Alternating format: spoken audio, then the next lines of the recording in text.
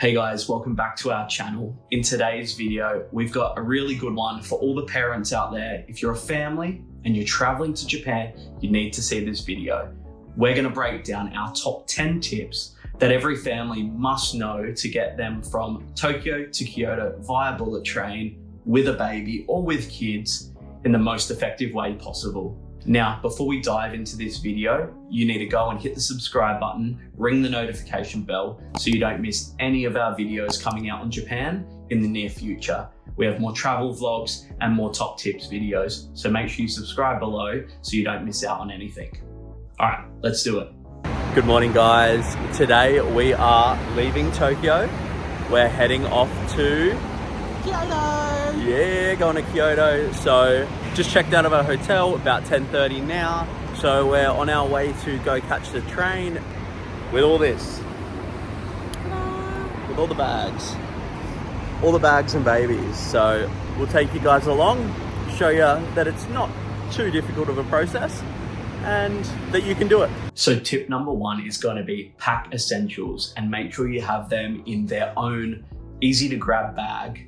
I know when you're traveling, you might want to put everything you can in your suitcase to minimize the amount of things you need to carry, but having a dedicated nappy bag is definitely a key because everybody knows traveling with a baby, the plans can change on a dime, and 1 minute you're having a beautiful time and next minute you're rushing to the change room to change a nappy that has been absolutely nuclear. It happens, so prepare for the worst. Make sure you pack all of your essentials in an easy to grab bag.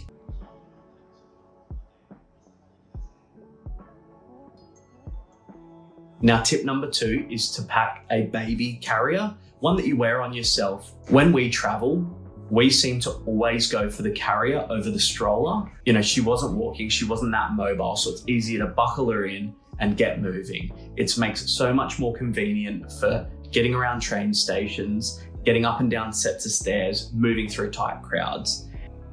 Which actually brings us on to tip number three, which is try and avoid a stroller if you can in Japan. I know for some people it's a non-negotiable, you have to have it, your kid will only go in it. Completely understand. Another thing to consider with the stroller is if you are going to bring it, make sure you have a really good quality travel stroller that packs down really compact and tight, can be thrown over a shoulder, has a little carry bag that covers it all up, nothing gets broken, super sturdy. So that's been a real game changer for us because you got to remember on Japanese trains, quite small, quite compact. So you want to be able to throw it in the overhead bin or under a chair in front of you or something like that.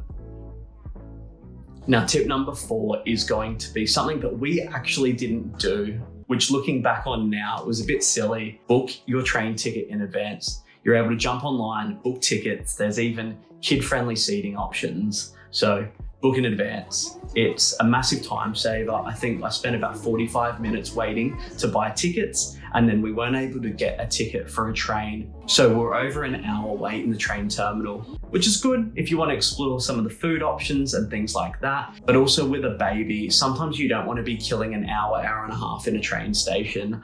There's better things you'd rather be doing. Tip number five, choose the right train time.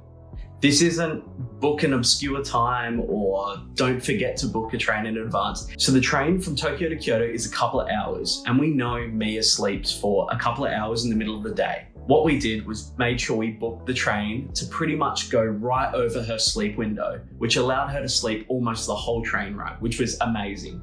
We could catch up on watching a little bit of Netflix. I edited a little bit of YouTube videos. Mia got a great sleep. Tip number six follows on from tip number five. If your kid isn't going to sleep on the train, you may as well pack some entertainment. Have some coloring books, stickers, toys that you know they're going to enjoy, which will keep them busy and occupied because it is a couple of hour train ride. So you definitely want to keep them busy and engaged. Even, I know a lot of parents, especially new parents, don't want to admit it. Sometimes the phone or the iPad goes a long way to keeping your kid entertained for a couple of hours, giving you a bit of time to mentally switch off parenting and keeping all the people in your carriage that are sitting nearby very, very happy. Tip number seven is, depending what train carrier you book with, you can actually reserve seats which are baby friendly.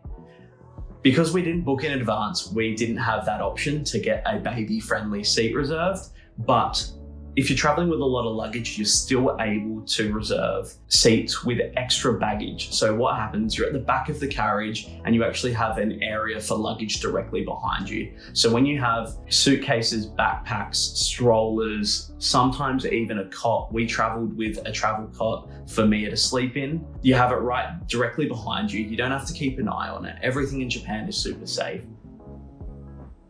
Tip number 8 is to plan your feeds. If your baby's breastfed, it's a little bit less stressful than if your baby's on formula and bottles, but it's definitely something to still consider. If your baby isn't asleep or they need a feed, there are some quiet areas on the train that you can go and feed in.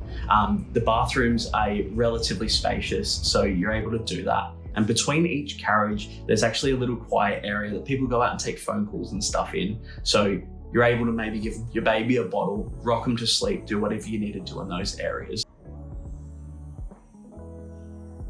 Tip number 9 is to dress comfortably. Look, the train from Tokyo to Kyoto is a few-hour train ride. You definitely want to be comfortable while you're sitting in your seat, especially for mums, I know, and dads. A lot of the time you will have the baby on you in some form, so you definitely want to be comfortable. Wear some relaxed clothing, something that you can layer easily, because temperatures in these trains can be a bit temperamental. 1 minute they're extremely hot and you want to take all your layers off. Next thing you know, they're a bit cool, so you want to pack your layers on. And finally, tip number 10 is probably the most important tip, especially for people like us. We love our food. So we prioritized, when we got to the train station, to get an array of amazing bento boxes that are available. Remember, the trains don't have heating facilities like microwaves and things like that, so keep in mind your bento box will remain cold when you eat it on the train, but some of the options you have are absolutely spectacular. Do keep in mind, if you are a bit more of a budget-friendly traveler, a lot of the time the bento boxes and food offerings in these train stations, like airports, are a bit more on the expensive side. There is also nothing stopping you from going to a 7-Eleven, Lawson's or Family Mart, any of the convenience stores in Japan, before you board one of these trains and getting a bag full of food to take on.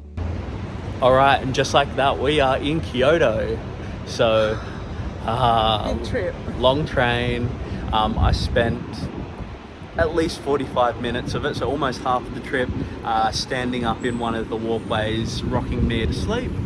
Now it's off to our hotel to go check in and dump all these bags. I'm over all these bags. So let's go do it. Hang on, I'll show you the bags. Turn around. As you guys could see, we had some delicious snacks on the train. We had a amazing pork fillet katsu sandwich, which was wild. So good. That is probably hands down the best pork katsu sandwich we've had in Japan by a long shot. I got the sushi, as you guys saw. So that was, I think, 8 rolls of like raw tuna, and that cost 500 yen, so $5. So good, and that was so good. It was on par with a lot of the sushi restaurants we've been to here in Japan. And then to finish off, we had the fried chicken bento, which had some rice, it had some pickles, it had a little bit of beef stew, and what else did I have? I had some tamago. The tamago was really nice as well.